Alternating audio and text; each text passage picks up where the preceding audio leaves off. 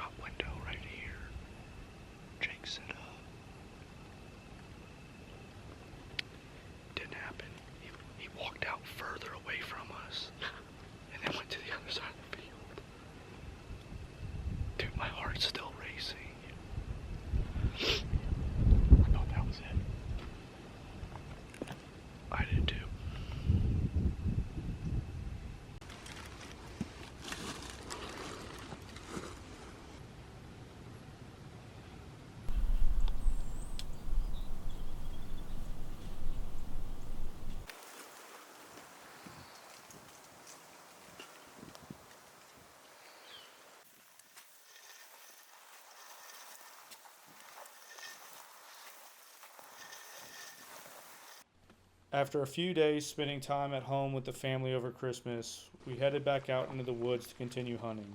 Unfortunately, the first morning we ran into a pretty brutal thunderstorm, even having to climb down due to lightning at one point. As the morning went on, the storm kept getting more intense, and we decided that the best chance to get this buck was to take a break, dry our clothes off, and then come back in the afternoon.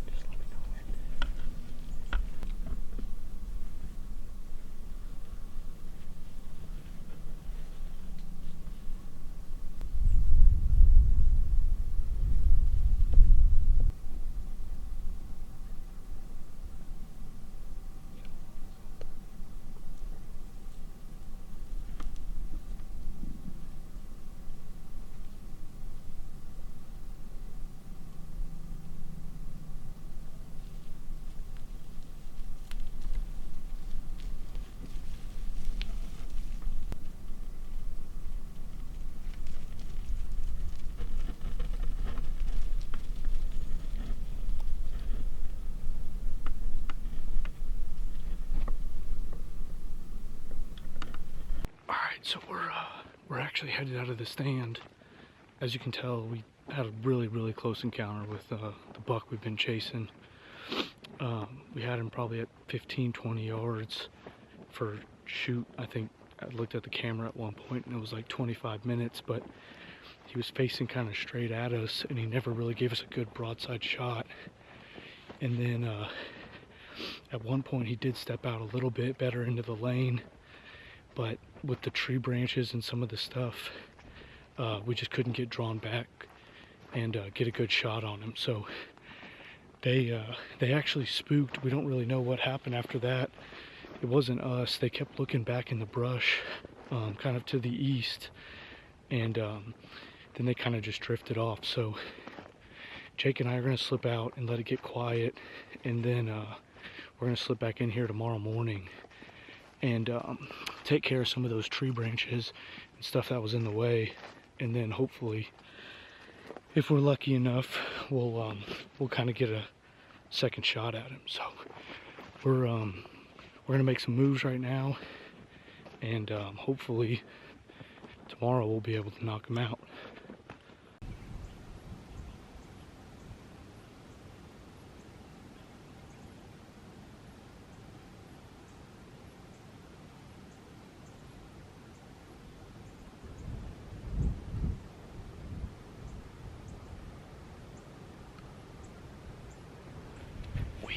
We've been sitting up here for a few hours now, and it's honestly been pretty slow. We saw a doe kind of across the field, and then a few of them kind of came in from behind us earlier, but nothing. Our target buck hasn't come back. I don't know. It's getting frustrating. I mean, we're running out of time, kind of, but we're gonna keep at it. We got a solid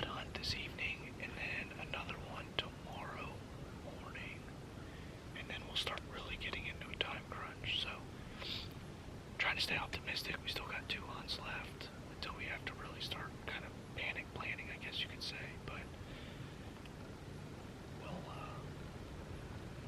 it'll all just make the story that much sweeter when we finally get him. So we're gonna climb down here, take a break here midday. It's kind of the wind's picking up, and then we'll slip back in here this afternoon, and maybe that'll be the chance. All right, so Jake and I just slipped up here in the stand for the afternoon hunt. It's super windy today, but we've already seen some deer movement. Actually, when we were getting up here, we saw a doe and a fawn kind of moving through. So about yesterday this time, there wasn't much activity, but about 4:30 is when that buck came in, and we had that super close encounter and just couldn't get it done. So we're kind of hoping the exact same thing happens. We can send an arrow flying and maybe put this story to rest, but we're gonna keep at it. Trying to stay optimistic even after all these close encounters and stuff. So we got the right setup now, and now we just need the deer to do that same thing. So.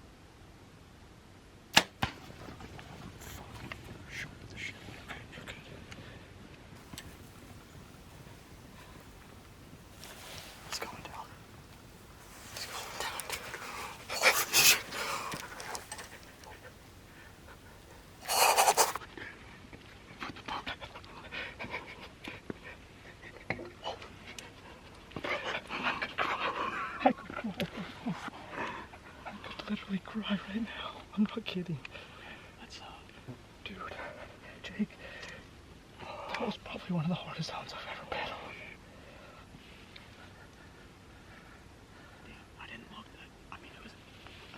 I thought I was right, but we did it. We did it, dude. I think he's dead right there.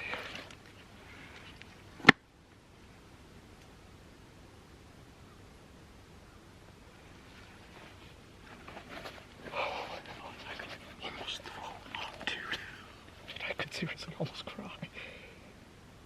That has been the biggest, like, kicking in nuts hunt. Non-stop. We have hunted, like, non-stop for, like, what, 10 days? Feels like 10 days. I mean, that was day 8. Yeah. 10 days, and we left for Christmas for, like, 2. And we have been, like, switching spots. We've had 2 really close encounters. Yesterday, we had bow issues, essentially. Couldn't get drawn. He spooked. Just everything that could go wrong, essentially, has been going wrong. What do you think, Dad? Great shot. That's the exit, right? Yeah. Dang, that's a complete. Look how heavy he is. Got your hands on it. Oh, yeah. You got some good mass. Right? It's huge.